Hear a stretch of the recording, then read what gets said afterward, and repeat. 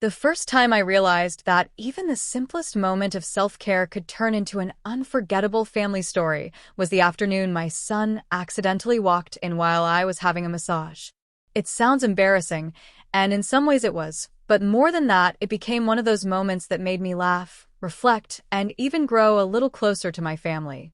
My name is Rachel Miller, and I live in a cozy suburban neighborhood just outside of Denver, Colorado.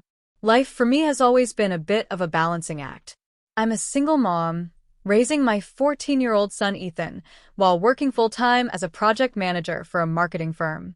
Like most working moms, my days are filled with deadlines, carpools, laundry, and the endless cycle of making sure everyone else is taken care of. Somewhere along the way, I had forgotten how to take care of myself. That week had been especially exhausting. My company was preparing for a huge client pitch, and I had been putting in long hours. At home, Ethan was preparing for his school's science fair, and our kitchen had been transformed into what looked like a laboratory, complete with baking soda volcanoes and wires running across the counter. By Friday, I felt like I had been stretched to the limit. My back ached, my shoulders were tight, and the tension in my neck gave me constant headaches. So, when my best friend Laura called me Friday morning and said, "Rach, you need a break. Let me book you a massage therapist. You deserve it," I almost burst into tears from relief. Laura is one of those people who knows me better than I know myself. She could hear the stress in my voice, and before I could argue about money or time, she said, "Don't worry, it's on me.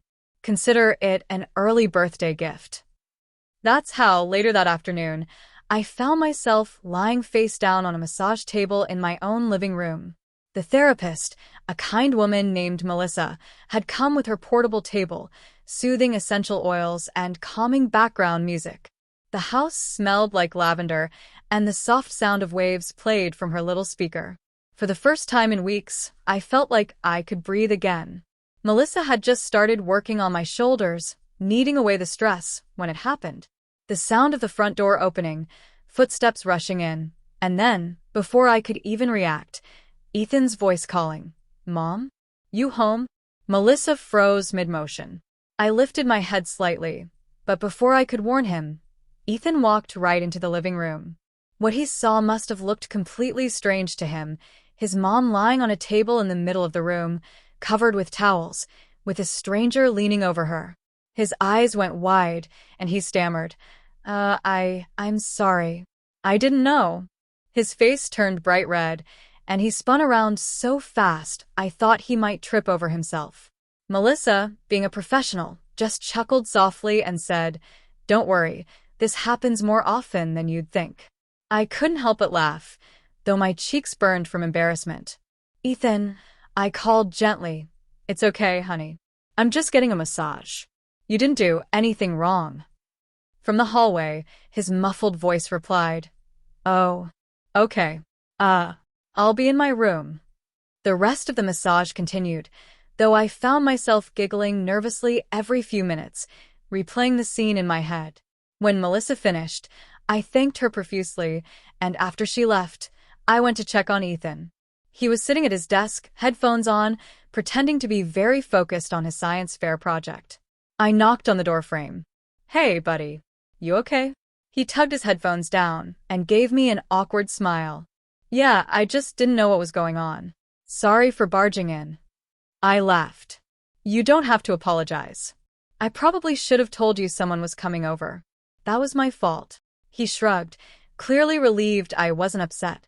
Then, after a pause, he asked, "So, you just pay someone to, massage your back?"